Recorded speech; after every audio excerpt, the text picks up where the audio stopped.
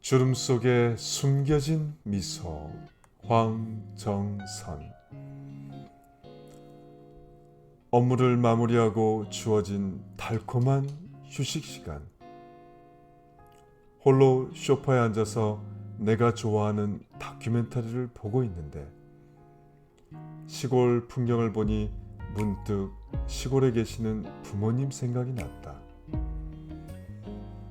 나도 모르게 곧장 양촌으로 향하여 시골집에 도착했다. 역시나 부모님은 눈살이 찌푸려질 듯한 햇볕 아래서 분주하게 빨간 고추를 손질하고 계셨다. 금산 인삼축제가 열리고 있으니 평일이라 혼잡하지도 않을 테니 마을에 나가자고 말씀드렸다. 아버지는 집에 밥이 있는데 왜 나가서 먹어?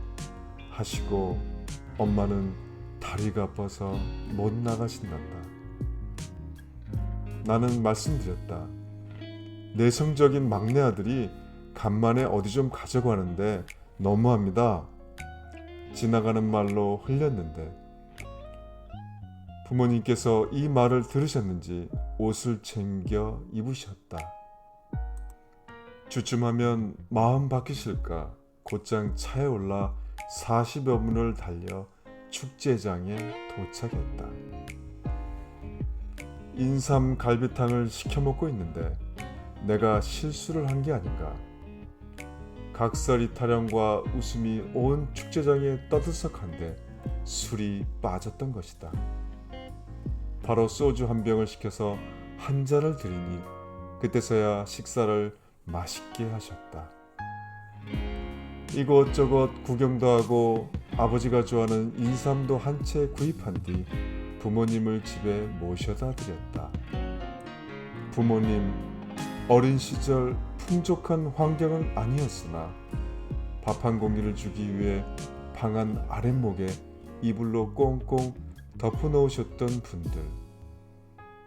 비로소 부모가 되어서 그 마음을 조금이나마 알아가고 있다. 어디 말로 표현할 수가 있을까? 축제장에 가자고 했을 때도 분명 자식이 돈 쓸까봐 선뜻 나서지 못한 것이라 생각한다. 함께 인삼 갈비탕을 먹고 오붓하게 구경을 하면서 부모님의 주름 속에 담겨진 미소를 보았다. 이젠 이런 것이 눈에 조금씩 들어온다. 과연 미소는 저 멀리 있는 것이 아니라 아주 가까이 있는데 지금까지 애꿎은 곳에서 찾고 있었는지도 모른다.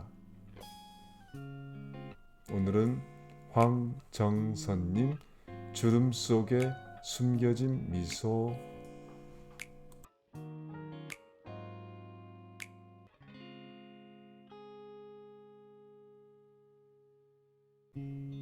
내게 봄을 안겨준 가족.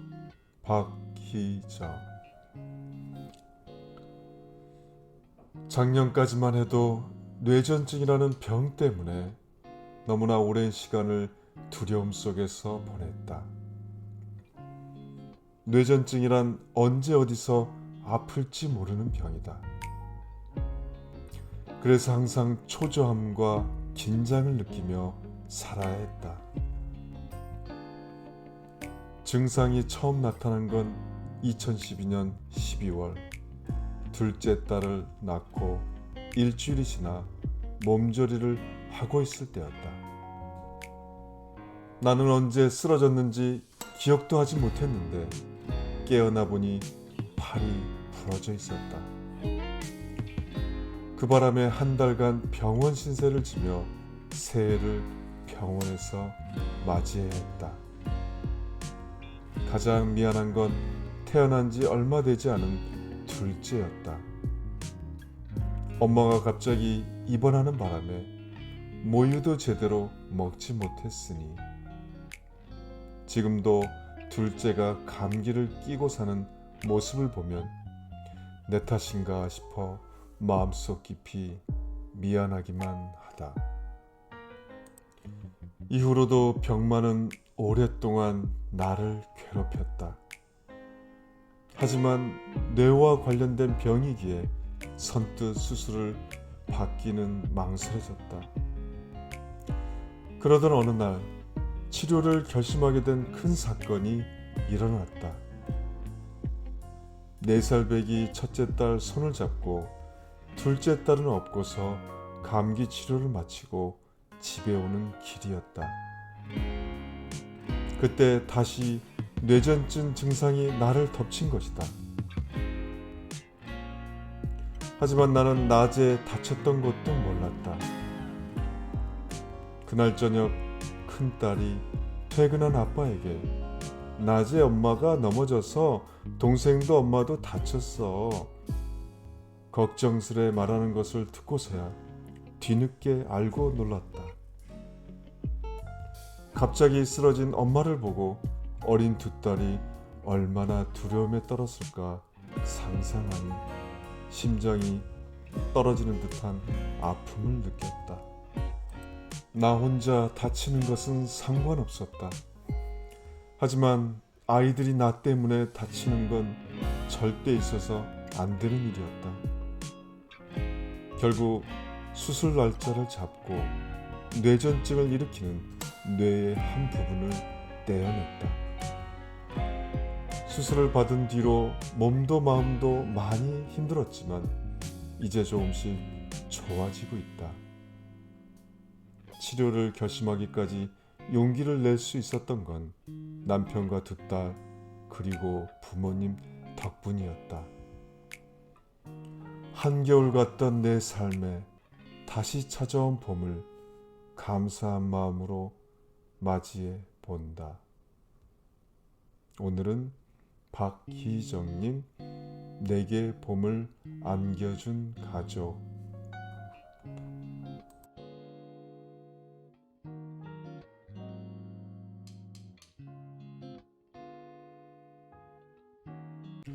용기 한 스푼이 필요한 때. 그 시절을 떠올리니 왠지 민망하다는 23 아가씨의 첫사랑 사연입니다. 얼마 전 그의 소식이 SNS에 올라왔다. 제대했단다. 친구와 카페에서 수다를 떨다가 그의 이야기가 나왔다. 근데 너희는 왜 잘 안 됐냐? 걔도 널 좋아했는데. 친구의 무심한 질문에 마법처럼 마음속 서랍 하나가 열렸다. 따뜻한 봄날이었을 거다. 우리 중학교는 새로 생긴 학교라 시설이 좋은 편이었는데 특히 농구 코트는 누구라도 슛을 던져보고 싶을 만큼 말끔했다. 그래서 주변 학교 학생들까지 찾아와 농구장은 늘 붐볐다. 큰 키에 뽀얀 피부를 지녔던 그 역시 무리 중 한 명이었다. 내 단짝의 절친이었던 그는 옆 학교에 다녔다. 학교길에 농구장을 지나가며 마주친 얼굴은 땀방울로 가득했다. 마침 그에게 공을 던질 기회가 왔다. 포물선을 그리며 날아간 농구공은 정확히 링을 갈랐다. 그의 얼굴에 환한 미소가 번지는 순간 마음이 설레기 시작했다. 곧 우리 둘도 친구가 됐다. 짓궂기만 하던 또래 남학생과 달리 그는 참 순했다. 뭘 좋아하는지 몰라서 하며 어색하게 음료수 여러 개를 내밀고 무심한 척 뭐해? 하고 보낸 문자에 고지곳대로 일상을 설명하던 그가 마냥 좋았다. 하지만 영 마음을 전할 용기가 나지 않았다. 겉보기에 털털하고 적극적인 나 역시도 한편으로는 수줍음 많은 15살 여중생이었으니까. 그렇게 2년 멀리 떨어진 고등학교에 진학하면서 우리 사이는 흐지부지해졌고 길었던 짝사랑도 종지부를 찍었다. 눈치가 없던 걸까? 아니면 모르는 척했던 걸까? 그 빼고 다 알던 내 짝사랑은 끝내 전해지지 못했다. 별 볼일 없는 추억이라 생각했는데 친구에게 그때 이야기를 풀어놓았더니 어느새 시간이 훌쩍 흘렀다. 허겁지겁 카페를 나서느라 장갑까지 두고 왔다. 카페에 다시 찾아가 보니 다행히 카페 점원이 장갑을 보관해주고 있었다. 감사 인사를 전하고 밖으로 나와 장갑을 끼는데 손끝에 뭔가가 걸린다. 그 점원이 남긴 쪽지였다. 차 한 잔 사드려도 될까요? 010-1234-5678 23 이제는 용기를 내어볼까 한다.